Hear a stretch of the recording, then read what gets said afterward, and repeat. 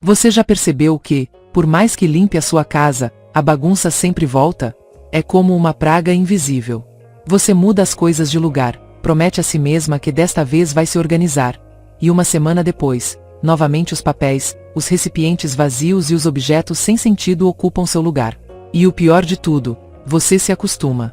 Você vê e diz: amanhã eu organizo, e esse amanhã nunca chega. Não é culpa sua. Nos ensinaram a limpar, mas não a criar hábitos que mantenham a ordem de verdade.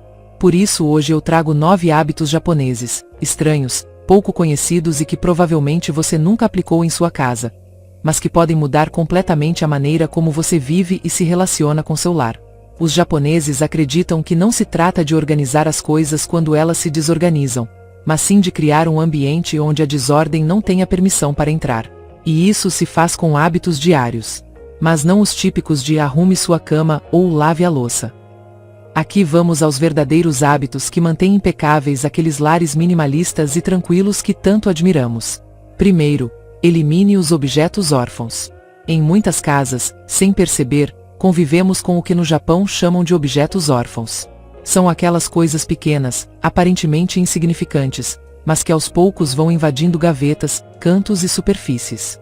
Cabos de carregadores que você nem sabe mais de qual aparelho eram, tampas de potes cujos recipientes desapareceram há anos, botões soltos de roupas que provavelmente você já não tem mais, chaves enferrujadas que não abrem nenhuma porta. E a gente pensa: bom, vai que um dia precisa. Esse vai que é o pior inimigo da ordem. Na cultura japonesa, esses objetos não são considerados apenas bagunça, mas também um mau presságio. Eles acreditam que tudo o que está numa casa deve ter um propósito claro, um dono ou uma utilidade imediata. Se não cumprir nenhuma dessas funções, começa a bloquear a energia dos espaços, como se aprisionasse memórias velhas, preocupações ou coisas incompletas. E mesmo que você não perceba conscientemente, sua mente sente essa acumulação silenciosa.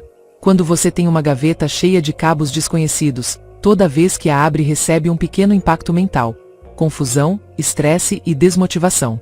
Mesmo que seja por um segundo, seu cérebro detecta algo pendente, algo que deveria resolver mas não faz. O mesmo com as chaves soltas, recipientes sem tampa ou aquele par de fones quebrados que você guarda há meses. São decisões adiadas e pequenas dúvidas acumuladas. No Japão, antes de uma limpeza profunda, fazem uma ronda específica para caçar esses objetos órfãos. Percorrem as gavetas, as prateleiras, as bolsas de coisas velhas e procuram tudo o que não tem uma função imediata. Não guardam com a desculpa de algum dia vai servir, porque para eles guardar algo sem propósito é convidar a bagunça. Além disso, acreditam que esses objetos soltos podem atrair acidentes domésticos menores ou discussões familiares, pois geram um caos oculto. Uma filosofia que talvez soe supersticiosa, mas que faz muito sentido prático. Quantas vezes você já perdeu tempo procurando um cabo útil no meio de 5 inúteis? Ou abriu uma gaveta cheia de papéis e objetos sem sentido, sentindo-se imediatamente sobrecarregada? O exercício que recomendam é este: pegue uma caixa ou saco e percorra toda a sua casa, gaveta por gaveta, canto por canto.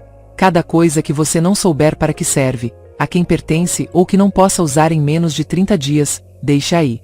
Cabos velhos, adaptadores quebrados, peças soltas, partes de brinquedos, objetos que você guardou vai que e que ocupam espaço há anos. Tudo. No final, não pense 2 vezes. Esse saco não é para guardar e revisar depois. Ele vai embora. Porque se agora você não sabe para que serve, não vai saber em 6 meses. E mesmo que pareça exagero, garanto que você sentirá um alívio mental imediato. É como se cada objeto desnecessário levasse embora uma preocupação invisível. Esse hábito não é só para limpar fisicamente, mas para liberar sua mente de coisas incompletas. Porque quando sua casa se enche de objetos sem dono nem propósito, sua cabeça também. E viver assim cansa sem que você perceba. Por isso, se quiser começar a transformar seu espaço, não comece pelas coisas grandes. Comece por esses objetos insignificantes, mas incômodos. Porque são os que mais pesam. Segundo, não permita superfícies planas vazias. Esse hábito japonês pode parecer contraditório ao que muitos conselhos ocidentais de organização ensinam, pois costumamos ouvir que manter as superfícies livres transmite limpeza, ordem e serenidade visual. Mas no Japão, deixar uma superfície completamente vazia não é sinal de ordem, e sim um convite direto à desordem.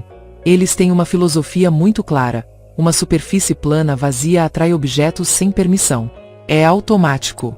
Basta que uma mesa, uma bancada ou um móvel fique totalmente livre para que em poucas horas ou dias alguém deixe as chaves, um recibo, um pacote, uma sacola ou qualquer coisa que não sabe onde colocar.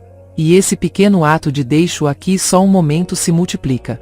Depois vem outro objeto, outro, e sem perceber, aquele espaço limpo se transforma num canto caótico. Nas casas japonesas, esse efeito é tão conhecido que desenvolveram o hábito de atribuir intenção a cada superfície. Mas não enchendo elas de coisas, e sim colocando um elemento que atue como uma âncora visual e simbólica. Pode ser uma bandeja decorativa, uma pequena planta, uma figura, um vaso ou até uma caixa organizadora bonita. Não se trata de saturar, mas de dar a essa superfície um propósito. Por exemplo, numa mesa de entrada de casa ela não fica vazia, porque se tornaria o lugar onde todos largam papéis, carteiras ou sacolas. Em vez disso, colocam uma bandeja ou tigela decorativa onde vão somente as chaves e nada mais. Essa bandeja não só contém, mas evita que outras coisas sejam deixadas ao redor. É um mecanismo psicológico simples. Quando há algo ocupando o centro ou marcando um espaço, nosso cérebro percebe que aquele lugar já está designado e para de enxergá-lo como uma superfície disponível. Nas bancadas da cozinha acontece o mesmo. Se fica totalmente livre, acaba acumulando contas, sacolas de compras, utensílios que ninguém guardou ou aparelhos que não são usados diariamente. Por isso colocam uma bandeja pequena com o pote de chá, uma chaleira e uma decoração mínima.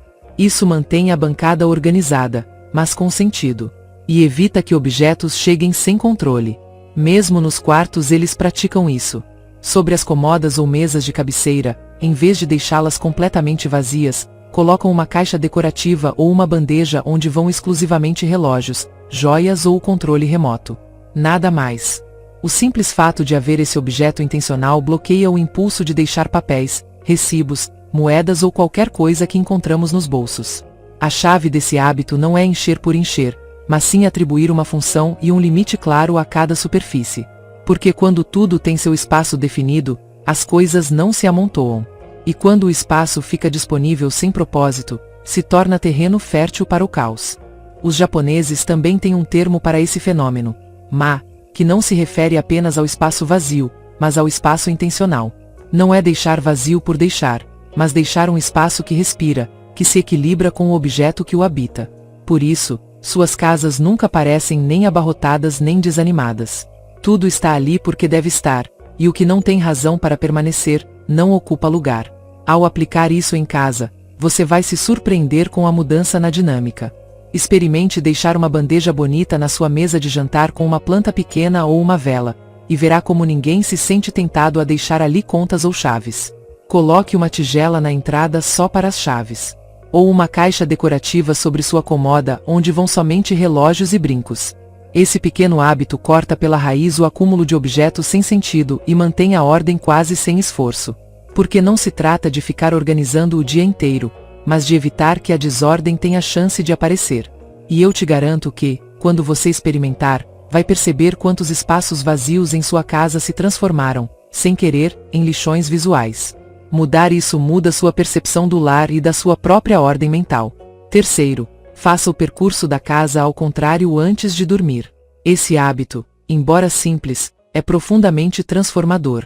No Japão, dá-se uma importância quase ritual ao momento de fechar o dia.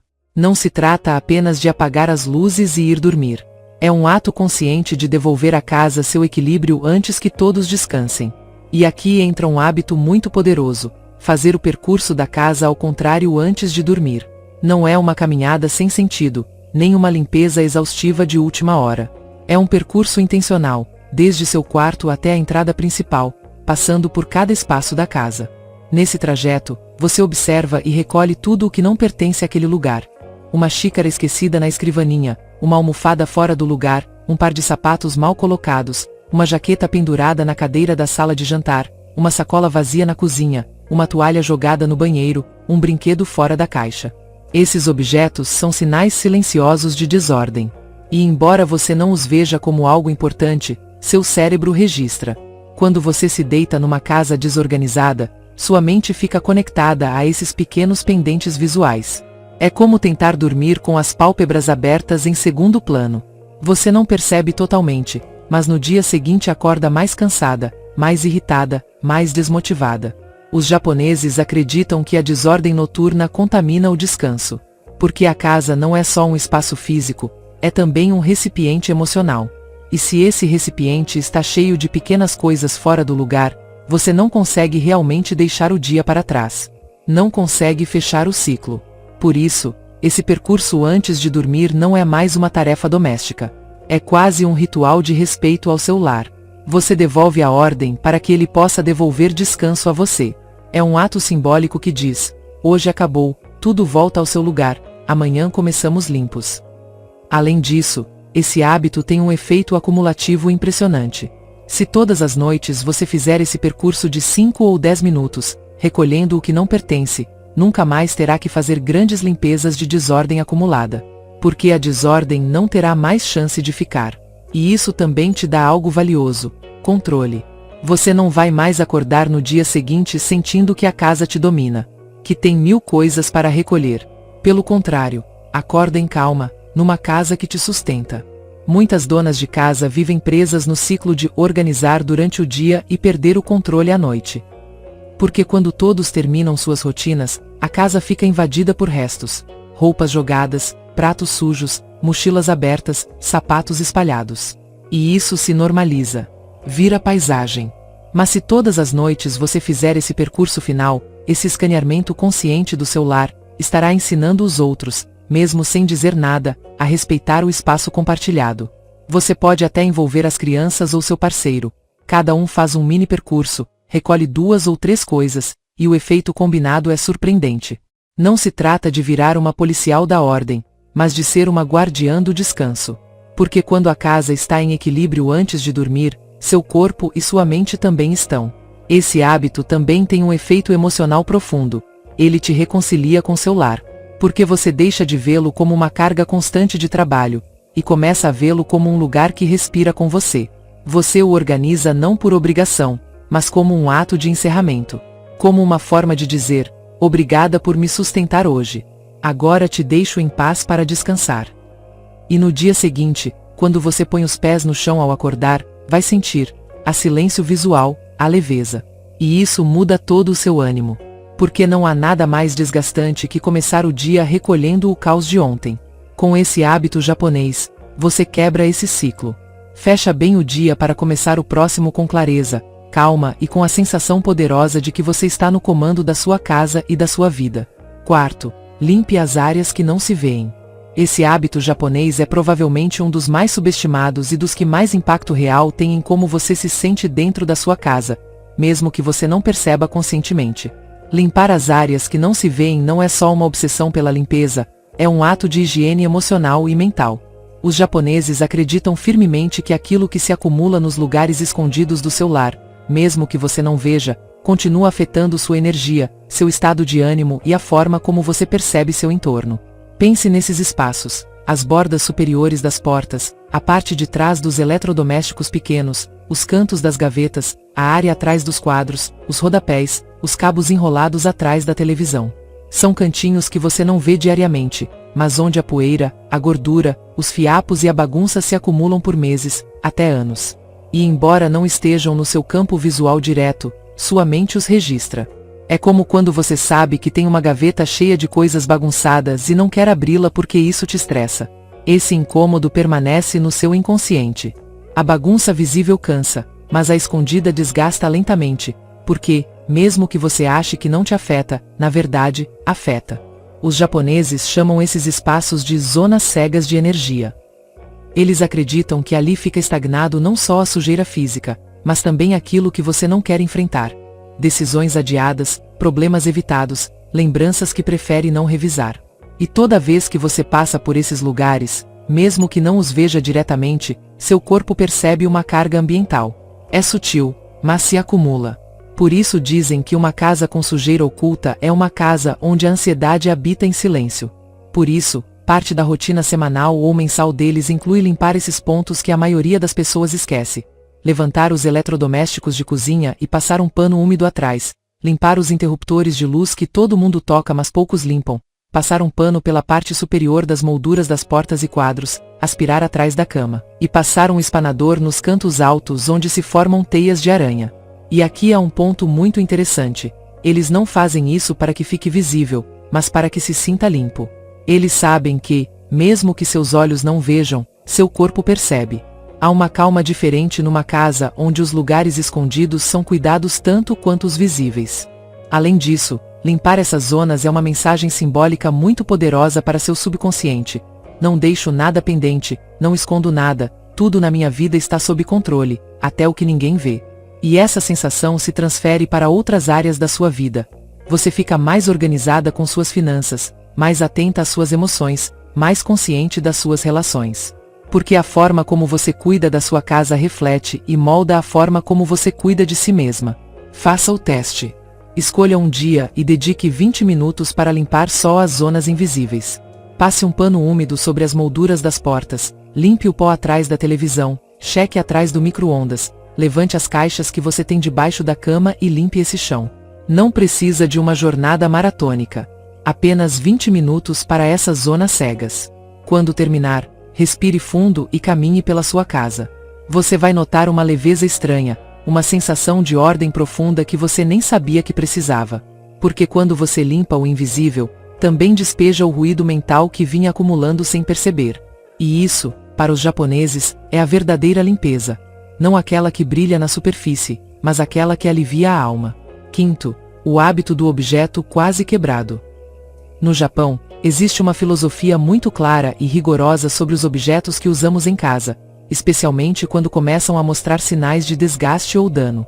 Esse é o hábito do objeto quase quebrado e pode parecer radical, mas é uma prática que transforma não só seu espaço físico, mas também sua relação com as coisas que você tem. A ideia é simples. Quando um objeto começa a falhar, não se deixa de lado nem se guarda por precaução, como muitos costumamos fazer. Uma frigideira que gruda, uma toalha com buracos, uma cadeira manca, uma lâmpada que pisca, ou qualquer ferramenta que já não funciona direito, deve ser consertada ou substituída imediatamente. Não se acumulam para algum dia precisar, nem se adia a decisão esperando o momento ideal para arrumar. Por quê? Porque esses objetos danificados não são só um problema funcional. Na mentalidade japonesa, um objeto quebrado ou desgastado começa a atrair mais desordem e negatividade ao seu redor. É como se o dano se estendesse além do próprio objeto e contaminasse o espaço onde está, fazendo com que outros objetos pareçam desorganizados ou que a energia da casa fique pesada e caótica. Além disso, manter objetos quase quebrados cria uma sensação sutil, mas constante, de incômodo e descuido. Cada vez que você usa aquela frigideira que gruda ou se seca com uma toalha velha, sua mente recebe uma pequena mensagem de frustração e resignação. Com o tempo, essas pequenas irritações se acumulam e afetam seu ânimo e sua vontade de manter a ordem e a limpeza em geral. Esse hábito vai além da simples manutenção. É uma forma de respeito por seus pertences e por você mesma. Consertar ou substituir algo ensina que você valoriza seu entorno e sua qualidade de vida. Você não permite que o desgaste vire norma, mas age para que cada coisa que usa funcione bem e te acompanhe sem gerar incômodos.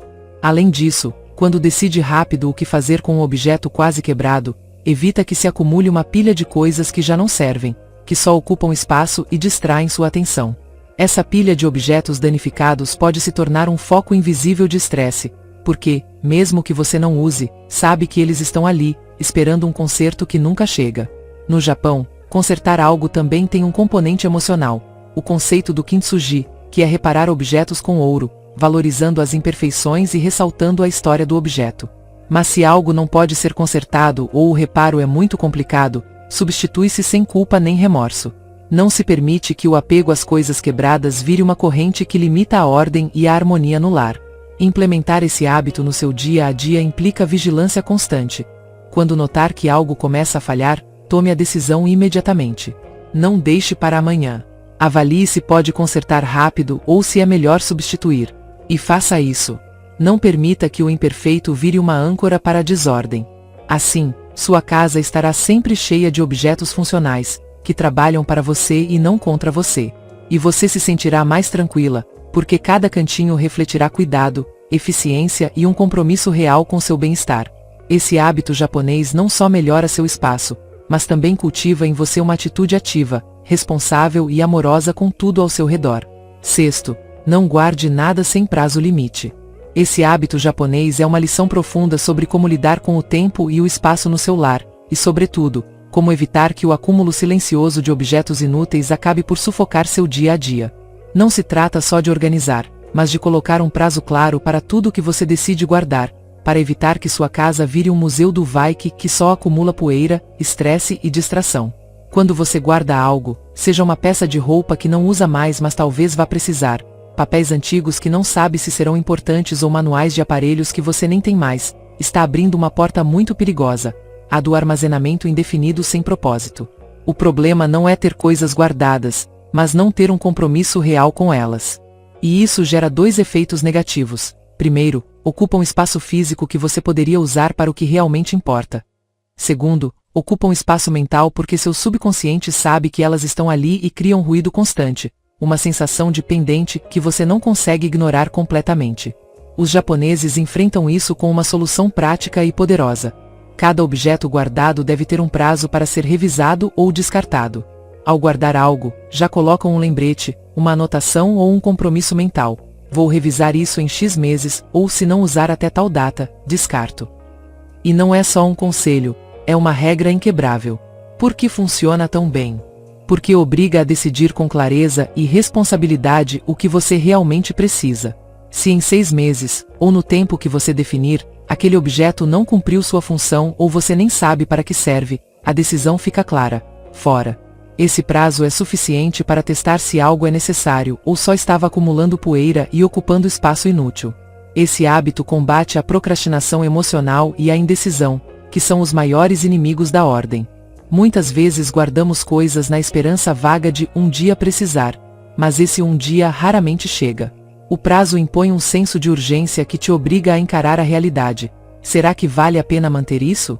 Além disso, aplicar essa prática transforma sua relação com o consumo e a compra de novos objetos. Quando você sabe que tudo tem prazo de revisão, se torna muito mais consciente e seletiva com o que decide levar para casa. Você não acumula por acumular, mas compra ou guarda com intenção e compromisso. Imagine ter um armário, uma gaveta ou uma caixa onde cada peça ou coisa tenha uma etiqueta mental com uma data clara. Se a data passa e aquela peça não saiu para usar, se aquele manual continua fechado ou aquele papel nunca foi utilizado, é hora de deixar ir. Essa decisão cria um fluxo constante de renovação que mantém o espaço vivo, fresco e funcional. Por fim, esse hábito também tem um impacto emocional profundo. Te liberta de culpas e cargas desnecessárias. Ao colocar prazos, você evita sentir que está jogando fora coisas valiosas ou desperdiçando dinheiro. Simplesmente aceita que o que não usa e não serve não tem sentido na sua vida nem no seu lar. Adotar esse hábito te torna mais leve, mais clara, mais livre. Permite que você respire num espaço que está sempre em movimento, onde tudo tem sentido, propósito e tempo. Porque no Japão sabem que guardar sem prazo é guardar sem intenção, e a verdadeira ordem nasce da intenção clara e do compromisso com o presente. Sétimo, o ritual da troca de estação. No Japão, a troca de estação não é só um momento para tirar ou guardar roupas, é um verdadeiro ritual que transforma completamente a energia e a organização do lar. Enquanto em muitas casas a passagem do inverno para a primavera ou do verão para o outono se resume a trocar as roupas do armário, na cultura japonesa esse momento marca uma limpeza profunda, uma renovação total e um repensar de como cada espaço é usado. Esse ritual começa muito antes da mudança do clima. As pessoas antecipam o momento para que tudo flua sem pressa e com plena atenção. Guardar as roupas da estação anterior não é só dobrar e guardar. É revisar cada peça com cuidado, decidir o que conservar, o que reparar e o que doar ou descartar. Esse mesmo processo se aplica a todos os objetos da casa. Mantas, cortinas, utensílios de cozinha, produtos de beleza, livros, brinquedos e até decorações. Mas o mais importante desse ritual é a limpeza a fundo de tudo o que fica. É um esvaziamento profundo de cada espaço que antes estava ocupado por objetos próprios da estação que terminou. Por exemplo, ao guardar roupas de inverno, também limpam com dedicação o armário, o espaço debaixo da cama, as prateleiras onde ficavam as mantas grossas. Passam panos, aspiram, ventilam, e muitas vezes abrem janelas para renovar o ar e deixar entrar a luz natural. Isso vai além da limpeza superficial diária ou semanal. É um reinício que permite que o lar respire, que as energias antigas sejam eliminadas e que ele se prepare para receber a nova estação com frescor e ordem. Nesse processo, eliminam objetos que não têm mais lugar, reorganizam os espaços para otimizar seu uso e reavaliam o que é realmente necessário. Esse hábito evita o acúmulo sazonal, um fenômeno muito comum mas pouco percebido. Muitas vezes, sem perceber, acumulamos na casa objetos que usamos só uma temporada por ano, roupas, adornos, utensílios, e os guardamos sem revisar, deixando que poeira e coisas esquecidas se amontoem. O resultado é que esses espaços ficam saturados, caóticos, e quando chega a hora de usar essas coisas, acabamos frustradas porque não encontramos o que precisamos ou porque tudo está sujo e bagunçado. O ritual japonês da troca de estação é um convite para romper esse ciclo. Ensina você a ver o lar como um organismo vivo que precisa ser cuidado e renovado periodicamente. Convida você a ser consciente de cada objeto que entra e sai, e a dar à sua casa o espaço e a limpeza que ela merece para que você possa viver com tranquilidade e harmonia. Além disso, esse ritual tem um impacto emocional poderoso. É uma forma de despedir o velho e dar as boas-vindas ao novo, não apenas na sua casa, mas na sua vida. Cada limpeza profunda é um ato simbólico de deixar para trás o que já cumpriu seu ciclo e abrir espaço para novas experiências, novas energias e novas metas. Incorporar esse ritual na sua rotina anual ajudará a manter um lar organizado, funcional e cheio de vida, onde cada estação é vivida plenamente e sem o peso acumulado da desordem invisível que muitas vezes nem notamos. Porque no Japão sabem que cuidar da troca de estação é cuidar do ciclo natural da vida, e que um lar em sintonia com essas energias é um lar em paz. 8º, o hábito de ter menos produtos de limpeza. No Japão, um dos segredos para manter a casa sempre limpa e organizada sem se sentir sobrecarregada pelo processo é o hábito de simplificar os produtos de limpeza. Não é que eles não limpem a fundo, mas tem uma estratégia muito clara: usar pouquíssimos produtos, porém versáteis e eficazes. Em vez de ter uma prateleira cheia de frascos, sprays, pós e líquidos diferentes para cada superfície ou problema, limitam-se a 2 ou 3 soluções multiuso que podem ser aplicadas em quase toda a casa. Por que isso é tão importante? Porque quando você tem muitos produtos, o processo de limpeza se torna complexo, lento e, acima de tudo, cheio de desculpas. Não uso este produto porque não sei para que serve, aquele outro me dá medo usar nesta superfície, acabou este e o outro não está à mão, ou simplesmente, dá preguiça procurar o produto certo entre tantos. Essa torre de frascos desorganizados não só ocupa espaço físico, mas também cria uma barreira psicológica que acaba tornando a limpeza uma tarefa tediosa. Os japoneses evitam tudo isso com uma abordagem minimalista. Escolhem produtos multiuso, por exemplo, um detergente suave que serve para vidros, móveis e pisos, e combinam com um limpador desinfetante que pode ser usado em banheiros e cozinhas. Com apenas esses poucos produtos, sabem que podem enfrentar qualquer tipo de sujeira ou bagunça, sem complicações. Isso lhes permite agir rápido, sem perder tempo procurando o produto ideal para cada canto. Além disso, menos produtos significa menos resíduos, menos gastos desnecessários e uma casa mais organizada. A simples visão de poucos frascos bem organizados, em vez de uma montanha confusa, ajuda a manter a motivação para limpar. A limpeza deixa de ser uma montanha a escalar e vira uma série de ações simples e eficazes que podem ser facilmente integradas à rotina diária. Esse hábito também tem um impacto muito positivo em como você percebe a limpeza. Deixa de ser uma tarefa opressora e se transforma num ato de cuidado acessível e constante. Quando você sabe que precisa de apenas 2 ou 3 produtos, a resistência para limpar diminui drasticamente, pois a ação parece muito mais gerenciável. Além disso, essa filosofia ajuda toda a família a participar sem complicações. Não há confusão sobre qual produto usar, nem risco de aplicar algo inadequado.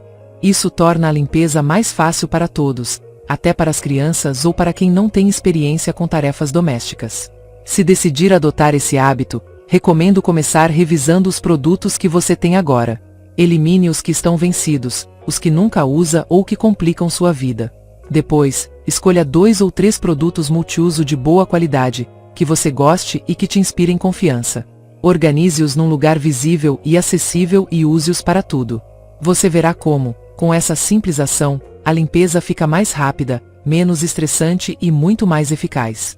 Em resumo, menos é mais.